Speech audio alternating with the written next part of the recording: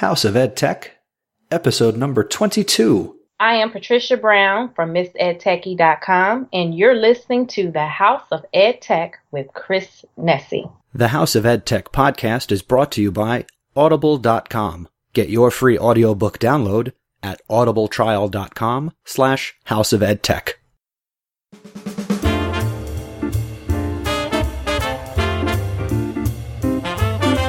Welcome back to the House of EdTech podcast. I am your host, Christopher Nessie. The House of EdTech podcast explores how technology is changing the way teachers teach and the impact that technology is having in education. My objectives include discussing technology that is changing our classrooms and schools, and sharing information that you can hear about today and use tomorrow. I talk to teachers, leaders, and creators like you and have them share their stories. The purpose being, whether you use it or not, technology is changing the way we teach and how our students learn.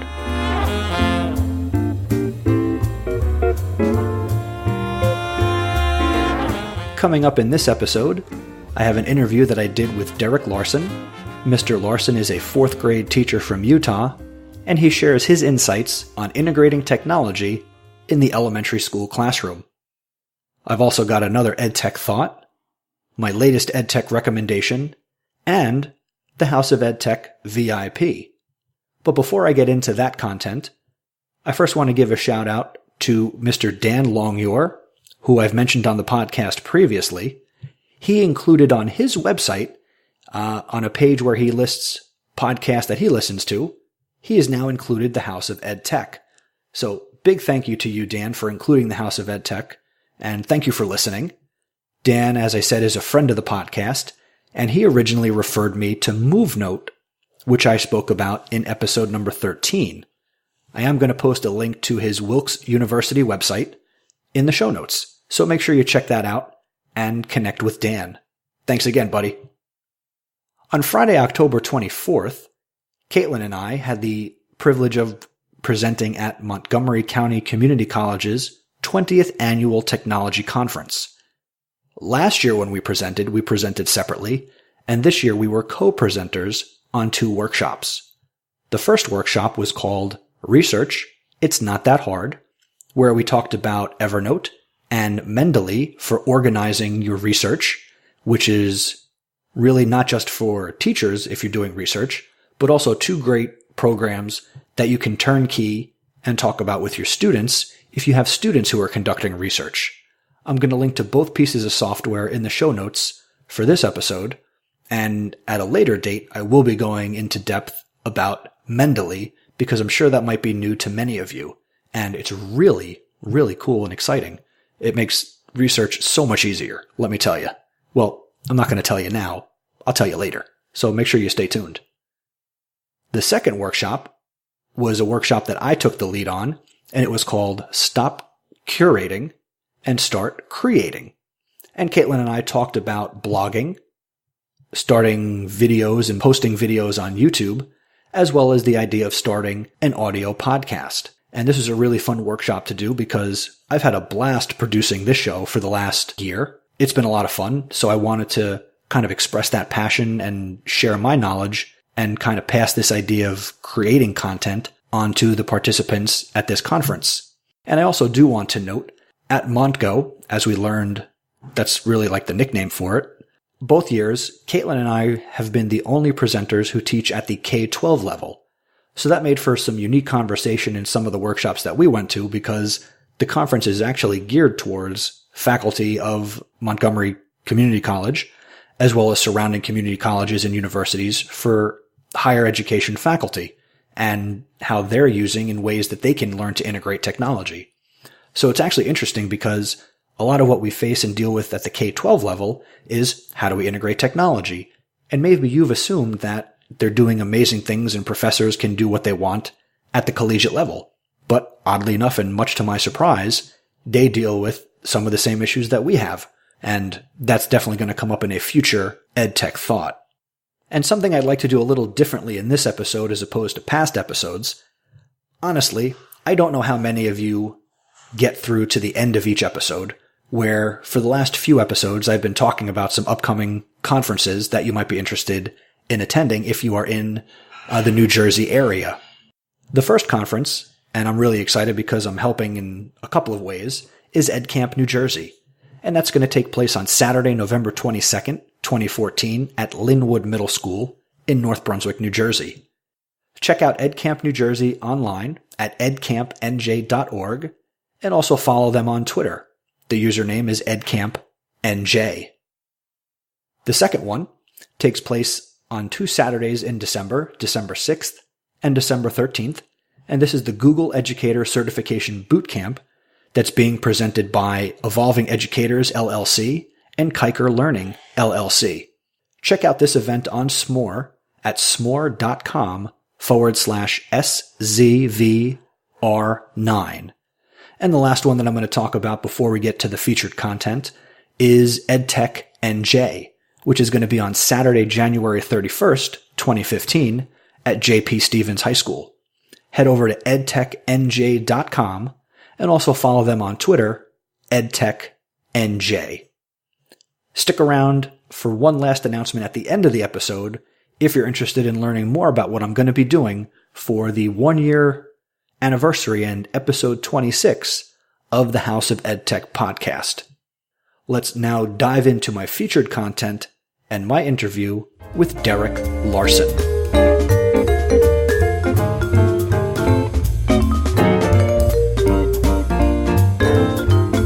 Okay, ladies and gentlemen, I'd like to now welcome in Mr. Derek Larson, an elementary school teacher from Utah.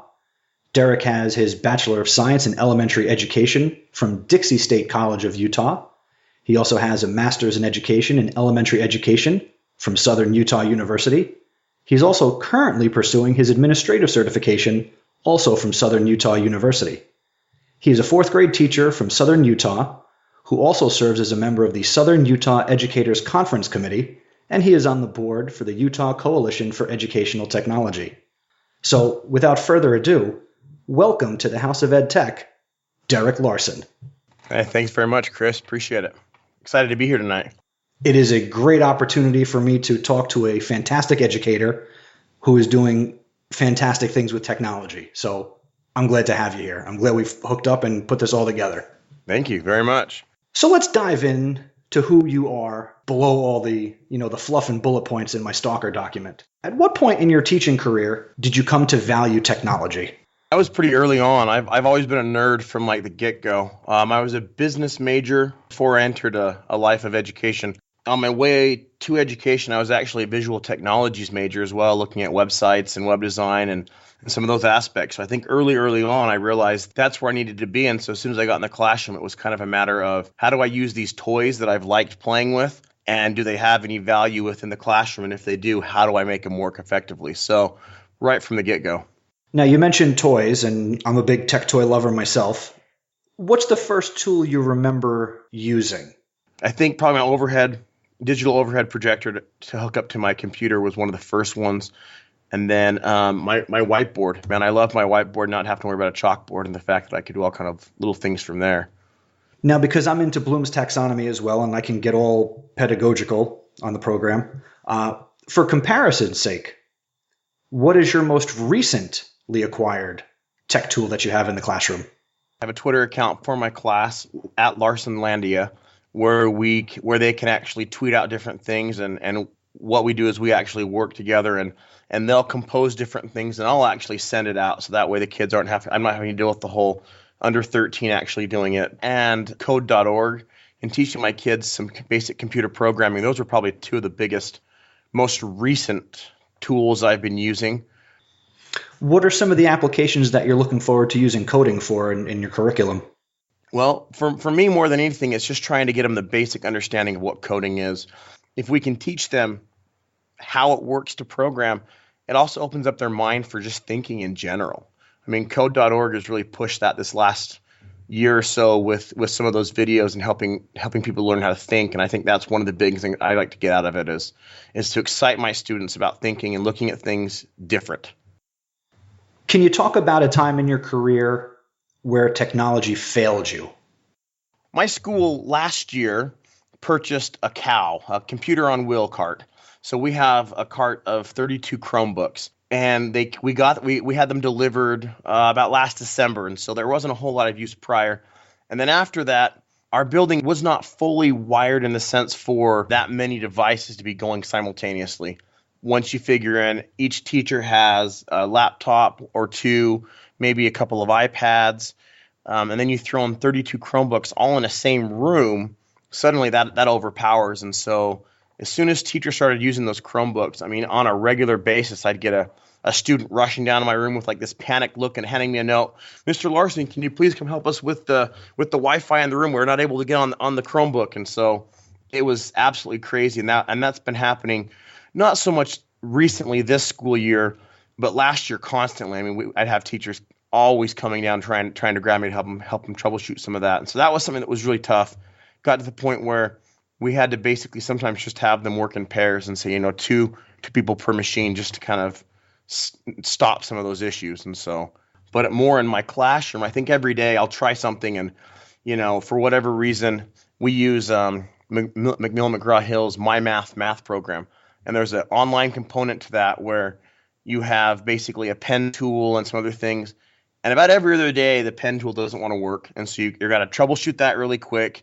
Or we use Promethean boards here at our school. Often I have to recalibrate the Promethean board or come over to my machine and unplug it completely, kind of let it reboot its thing and plug it back in, and suddenly it will work. And so my kids in my class learned very early on that all these, doodads and trinkets and whatnot around the room, they're tools, and if they don't work, we kind of move around it and work something else out. And they just kind of learn to have patience for that. And so that's been actually really, really good for my students to kind of see that it doesn't work every single time, every day, but you can troubleshoot and make it work and not have to panic. What's some of your greatest successes? I'll go back to coding last year because they did the Hour of Code challenge back in December of last year, and that was the first time they tried that. And I wasn't able to do it during that specific week in December they wanted us to do it. So I did it with my class the following week. And I had one girl in particular, very, very bright girl. She hated it, didn't want to do anything with it. Everybody else in the class was dying to go back in again. And so we went back into the computer lab at that point, and we tried it again, and she was hating life. After I talked with her and explained, why we're doing this, she just, for whatever reason, wasn't wrapping her head around it. And when I explained what the point of it was not to program, but more to stop and think, okay, step by step, how do we do this? How do we solve this puzzle? Suddenly it clicked in her head, and she was one of my first to finish with the program. Absolutely loved it at that point. Do I think she has a future in programming? Not a chance. I don't think she cares. But the fact that she was able to get past her own personal stumbling blocks of, this is dumb, why am I doing this, to suddenly realizing, okay, it's a puzzle, I've got to think it through, and she just totally excelled. And so I think that was a lot of fun to watch her with that and see her change her mindset.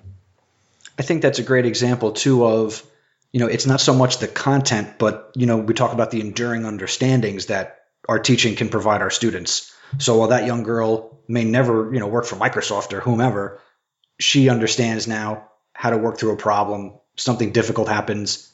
She knows I can get through it. Kids have to, it's more than just finding an answer. It's finding out how to think. And that's, if we're not doing that as educators, I feel like at that point, maybe we are really failing and we're having some major failures. But if we can encourage our kids to learn how to think and to not give up right away, man, no matter whatever happens on report cards, we truly are succeeding in that area. Absolutely. And then, if the technology is causing us to stumble in our instruction, the kids will learn from us. Okay, let's go to plan B. Let's go to plan C. Let's, so on and so forth. Yep. When I think back to when I had Patricia Brown on in episode 19, she's a tech integrator coach for grades K through 4. Mm-hmm. But now you're in the classroom, so I think you could bring a little bit of a different perspective as to how students at that age, I guess the primary grades, how do your kids respond to all the tools and technology that you bring into the classroom? Well, my kids absolutely love it. Every year I try to use like Class Dojo as a little bit with student behavior and whatnot. And as soon as I mention that we're going to do Class Dojo, it's like I'm bombarded with, have we done it yet? Have you set it up yet? When are you going to set it up? And just constant, like they're aching for it and they're itching for it. Because they want to behave, or they want to... They want to customize their little monster guy. I tell you what, I mean, that's a huge part of it. And they want to show their parents, see, look, I am actually being good. You don't always believe me, Mom and Dad, but here's my report from my teacher, and things are going really well.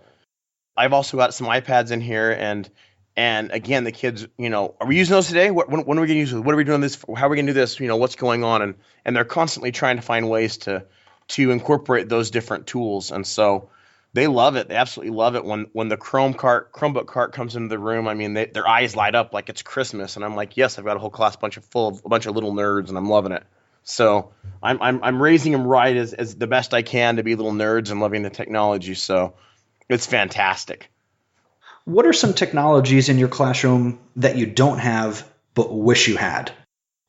Okay, now that's pretty cool. That's a great question. One of the things I'm actually looking to do this year is I'm hoping to get involved with the global read aloud. Starting in October, you read certain books and you connect with people across the world, really. One of the things they suggest doing is just like this, a Skype call with a class for either a mystery Skype or something. And that's one thing I've not actually done in my classroom. But this year with signing up for that global read aloud, I plan on going out and purchasing a standalone webcam. So that way I don't have to move my whole rig on my desk. I can just put the camera out. The kids can then because I can project what they're seeing up on the Promethean board over the overhead, so they can see all that. But then so that the other group can see them as well. So that's one thing I'd like to try to do. I would love to have a few more either Chromebooks that can just live in my classroom as opposed to always needing the cart, or a few additional iPads, just so that I have some variety of having the kids work. I'd love to get some Android devices. I don't know much about Android at all. And that's one thing that I think a lot of people, they get into the whole holy war garbage where either your Apple or your Google Android or whatever. And I think, you know what, they're all tools. Just use what's there, whatever's better, use it.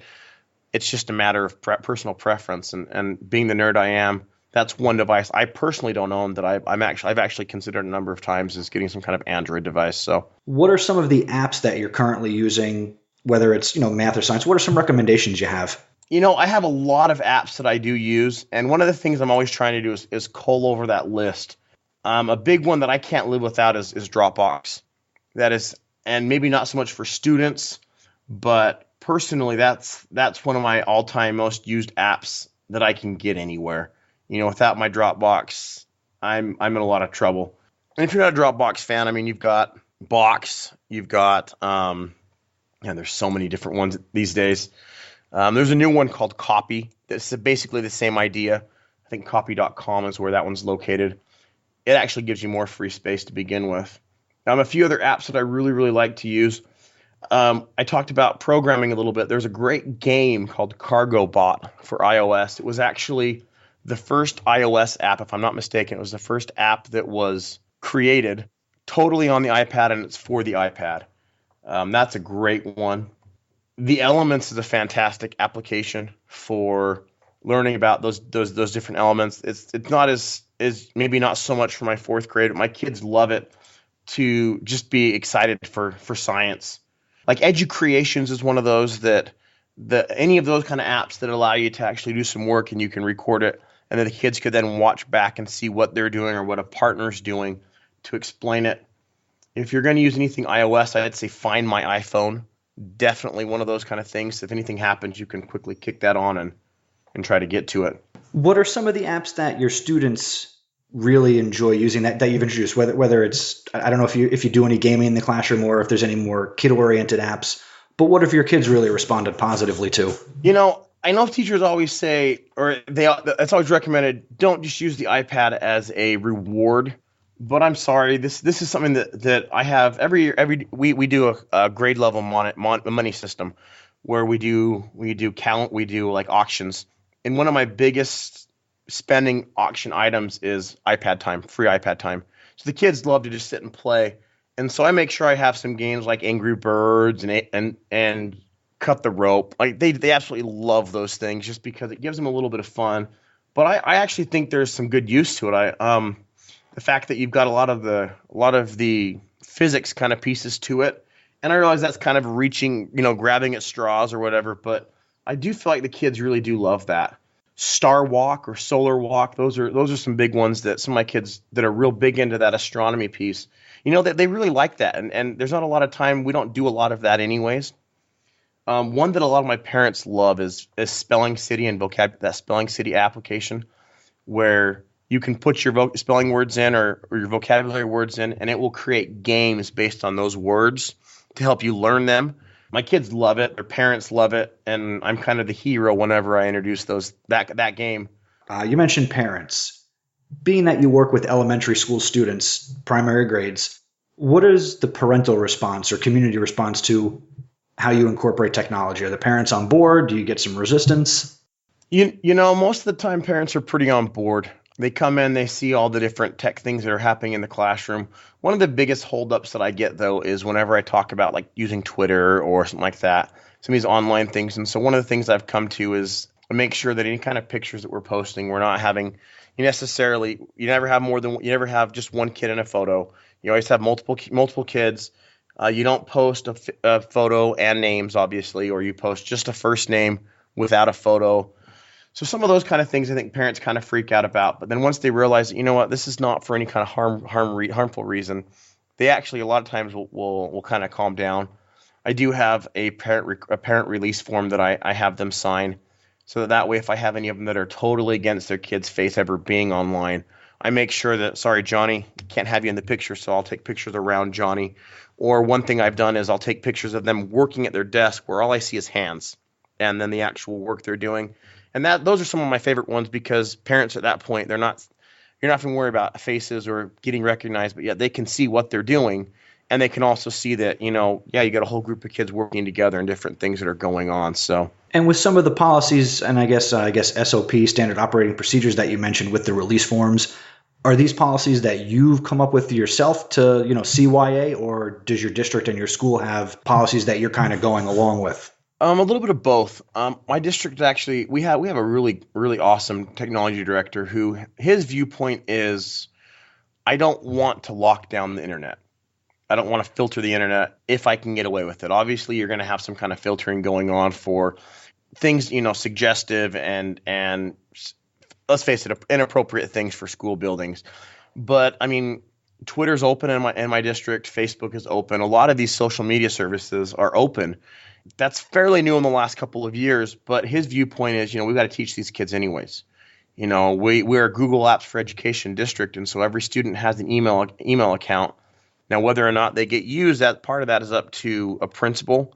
But once they hit 6th grade, at that point, it is turned on and it is used daily. So K-5 is kind of up to the discretion of the principal. And when you say open, is that open for like students can get on Facebook and Twitter, or is that just a designation for staff and professional? I actually have not ever tried to log on as a student on Facebook, so I don't know if I don't know if that's filtered down through that level. Part of me would think not necessarily because I can get on it with my phone, not necessarily, and that's not tied to even a GAFE account at all. It's just a matter of being on the network, and so I think it's open pretty much for everybody. Again, being elementary, a lot of those things have the 13 and older standards for that. I'm not saying my elementary kids don't have a Facebook account, but I always tell them that you're breaking the law if you do, and that kind of makes them all freak out really bad. So it's kind of fun to scare them a little bit. But I've not ever had a kid try to get on Facebook at school. It makes me almost want to try it now just to see if it will go through. But then you've got homework. That's right. I'll have to get one of their accounts and log in on a Chromebook under them and see if it happens. So. All right, let's shift gears a little bit and talk a little bit more about what you do professionally outside the classroom. You're involved in what appear to me as an outsider, and when I say outsider, I don't live in Utah, to what they sound like really good organizations, the Southern Utah Educator Conference, so that's some type of group, and the Utah Coalition for Education Technology. How are you involved in these, and what are they doing? Okay, so first off, USET, Utah Coalition for Educational Technology. Us in education, we've got to have our alphabet soup. USET is actually the ISTE affiliate. What that does is we put on a yearly conference, we send out newsletters and try to help teachers learn how to better integrate technology into the classroom, as well as learn new and different ways to help approach technology and keep things fresh in the classroom. USET is typically held up in northern Utah, up along what we call the Wasatch Front, so around Salt Lake City, up in that neck of the woods, if you're familiar with that at all. And I live down in St. George, so southern Utah. It's about a 4 to 5 hour drive to Salt Lake. And what ends up happening is a lot of the southern teachers, a lot of them don't make it up to USET. And so SUCON, the Southern Utah Educators Conference, was developed by my technology director, Charlie Roberts, and his idea was to bring USET to the south. And so SUCON is actually an affiliate of USET. We're a coalition member of USET. And so that's kind of the point with SUCON, is to bring some of these great trainers and technology presenters that come to USET, bring them down to south, for the teachers of the southern end of the state that may not be as interested in driving 4 hours, but may drive maybe an hour or two instead. So they both have that same idea of getting teachers involved with technology, as well as just looking at best practices for education. I mean, I think we're getting to a point now where technology is no longer something we're adding into teaching in general. It's become something that needs to just be part of it. It's no longer an add-on. It's something that really should be integrated in as much or as little as the teacher feels comfortable. And obviously, the more the better in some cases. Not always the case. So I've been very blessed to work on both of those committees, and I'm currently an elected member of the USET Board of Directors.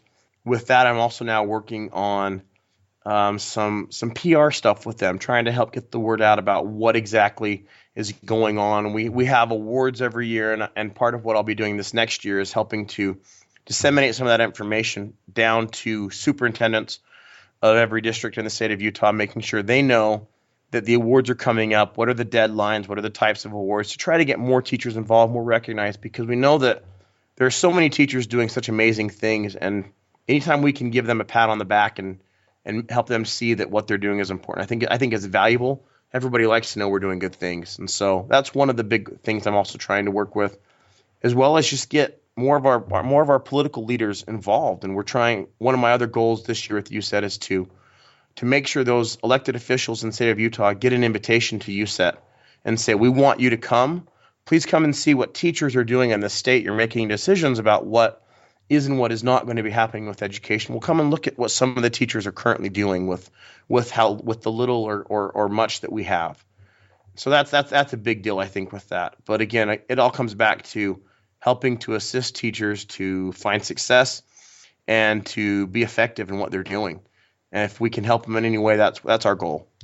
You just see so many of these conferences and events that are happening all over the country. It's weird to hear you talk about how people aren't willing to drive 4 or 5 hours from one part of Utah to another. So, they pop up another conference. And, here in New Jersey, we have EdCamp New Jersey, again, coming up Saturday, November 22nd, 2014, little plug. They're actually in the process of starting an EdCamp South Jersey. Now, I mean, you can get from northern New Jersey to South Jersey in, I guess on a good day, maybe 3 hours. You can cruise down the Turnpike or the Parkway. But I could see the 4 or 5 hour really being an opportunity to start other events. And then what about Western Utah or Eastern Utah? I mean, it's pretty big. Yeah, there's quite a bit. And as from what I know, that's about all there is. You've got those couple. There are a few other conferences that come up that are more library media specialty and some of those other things. But I think USET and SUCON are some of the bigger ones. There's one that happens every summer in southern Utah called URSA, Utah Rural Schools Association, their annual conference. And I've actually attended that the last couple of years, and that's been a lot of fun.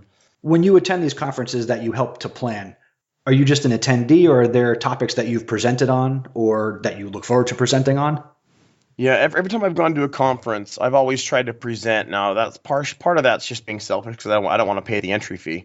And so a lot of times, if I was going to say, I'm the same way. Yeah, they'll either discount it or get you in for free even. And so I'm always trying to find something. I do about 4 or 5. I got 4 or 5 presentations that I'm currently kind of having a rotation. And so I've presented it at each of these conferences every year I've gone now. With USET, however, where I've done a lot more on the board. This last year, I didn't attend nearly as many as I like to as an attendee. But that's more because I'm doing the administrative piece behind the scenes. But it's been a lot of fun. I actually got to meet George Koros and Dean Sharesky.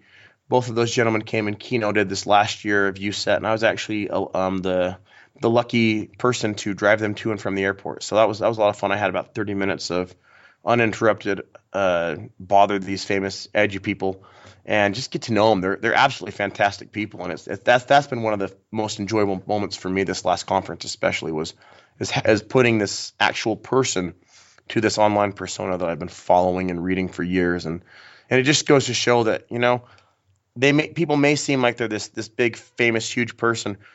They're just like you and me. I mean, they're just a teacher in many cases, and they're just trying to do what's best for the kids. And so it's been a lot of fun to get to know these people. And I'll make the appropriate reference based on the present company. I mean, if I had the opportunity to meet John Stockton or Karl Malone, sure. I mean, my jaw would hit the floor. I'd be all excited. But, like you just said, everybody who's doing this, we're just teachers. We're just people. Not a big deal. Yep. Writing lesson plans, grading papers, That's exactly the case. And you go back to, pants on one leg at a time. And if you're John Stockton, they're really short. Oh, actually, he's 6 foot, man. He's over 6 foot. I meant his shorts. Oh, his shorts. Yeah, his shorts are. That's back in the heyday. Holy cow! Definitely. Did I do good with the jazz reference there? Oh, right there, man. Those are two great jazz legends, man. They both have statues outside of the jazz arena, Energy Solutions, which I think just got renamed now. Well, Mr. Larson, I need to thank you heavily for your time. I don't know how long this is going to be in the episode, but thank you for being so gracious and giving me well over an hour of your time this evening. Hey, I'm happy to do it. I'd love to come back if you need more. We didn't hit all your talking points you wanted. You didn't get into my background of the floral industry, so I'll have to come back and we can share that aspect. That's true, ladies and gentlemen. You need to come on back for Derek Larson's second appearance when we will talk about floral design. And how that relates to education somehow. I don't know yet. My floral design background relates to education, but we'll get into that another day. And sweet. So before I let you go, how can people get in touch with you and pick your brain about what you're doing? I am on Twitter as Lars3EB, Lars, number 3 EB. It's one of those things you pick a handle and you don't realize you're ever going to be saying it, and it's really awkward to say it. But that's kind of, you put that on almost any social network, you're going to find me. That's where I am almost everywhere online. I have one of those about me pages, so about.me/Lars3EB. That takes you to a lot of my places. I write online at edtechbabble.net. Fantastic. I look forward to talking to you and having you on the House of EdTech again in the near future. Appreciate it. Thanks so much, Chris.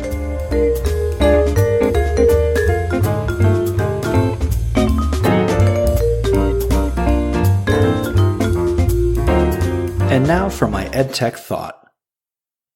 I'm starting a new professional development opportunity in my school where I'm just a teacher. I'm not an administrator. I have, no power or any authority or anything, but I've started something called Wired Wednesdays, where teachers can come on Wednesday mornings for 15 minutes in my classroom from 7:10 to 7:25.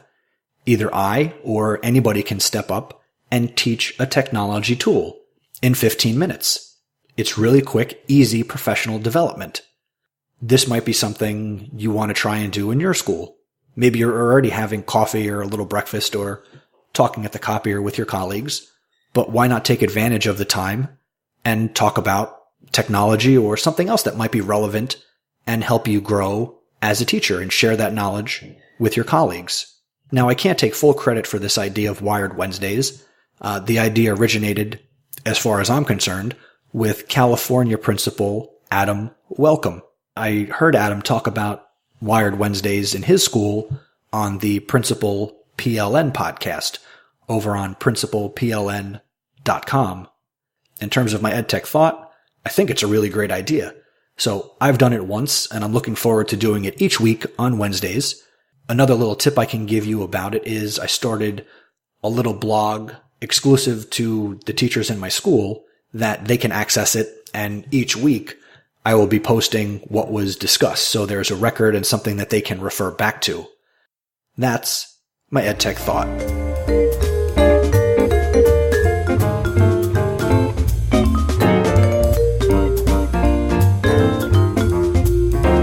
And now for this episode's House of EdTech recommendation. I'd like to talk about Stoodle. It offers real-time collaboration on a virtual whiteboard with as many pages as you need. With Stoodle, you have the ability to use both voice conferencing and text chat for collaboration. All virtual classrooms can be stored for later access. Within the whiteboard, you can upload images and use whiteboard drawing tools. These virtual classrooms give you instant collaboration with your students. If you want to learn more about Stoodle and check it out, head over to stoodle.ck12.org. And Stoodle is STOODLE. Check out Stoodle. It's pretty cool. And it will definitely look awesome, one on a computer or a tablet, but it would also be pretty neat on your interactive whiteboard, whichever one you may have. And that's my House of EdTech recommendation.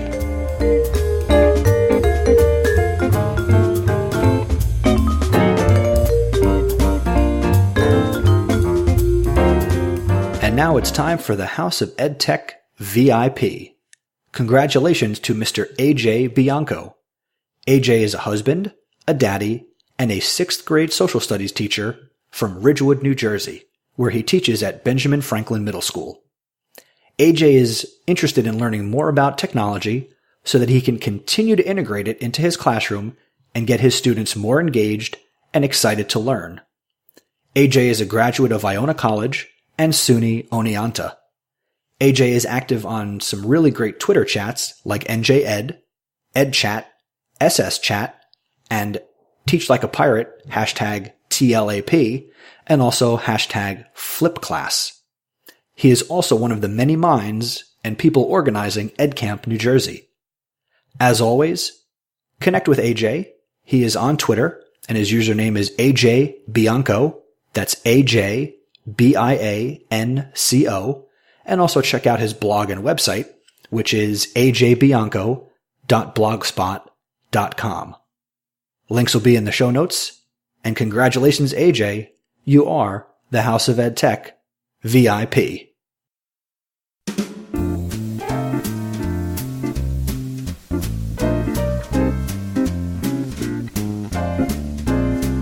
And that's going to do it for this episode of the House of EdTech. Once again, I am Christopher Nesi. Keep the conversation going and visit the website, mr.chrisnesi.com. You can check out the show notes for this episode at mr.chrisnesi.com, and this is episode number 22. If you have questions or comments, I would love your feedback. And there are, as always, a number of ways to share your thoughts. You can leave a comment on the show notes for the episode, or if you'd like, you can leave some audio feedback, which I could then maybe include in a future episode. The ways you can do that: click the SpeakPipe button on the right side of the website. You can also call the House of EdTech listener feedback line, and the number is 732-903-4869. And you can also connect with me on Voxer. My username is cnesi, Nesi, 4602. You can also email your feedback. The email address for the show is feedback@chrisnesi.com. And you can also attach audio to the email. That would be perfectly fine. And you can also connect with me on Twitter. My username is Mr. Nesi, MrNesi. And just use the hashtag House of EdTech. Now, if you enjoy the House of EdTech podcast, I would really appreciate it if you could head over to iTunes or even on Stitcher and rate and review the podcast. A 5-star rating and a positive review help to keep the House of EdTech front and center for other educators, or really anybody, to discover and enjoy.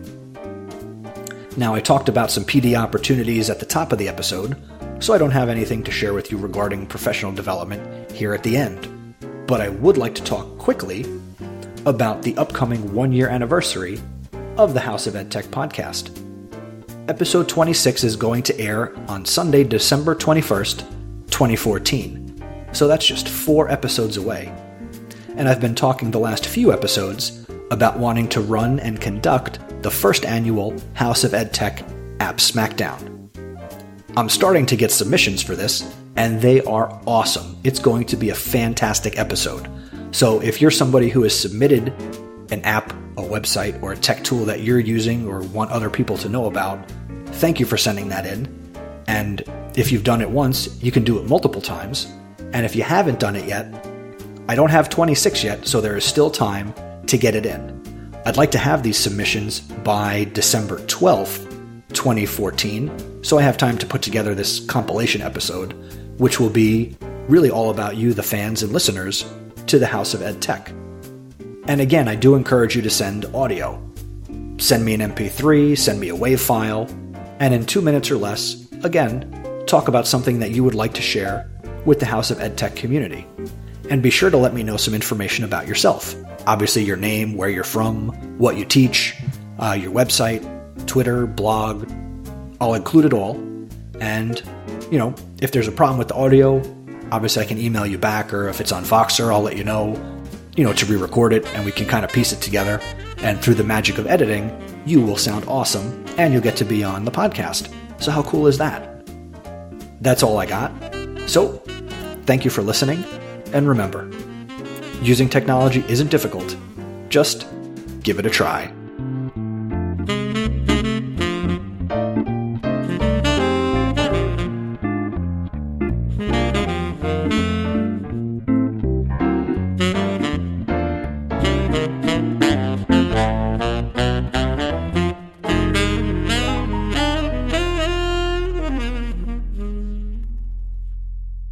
Ooh, wait.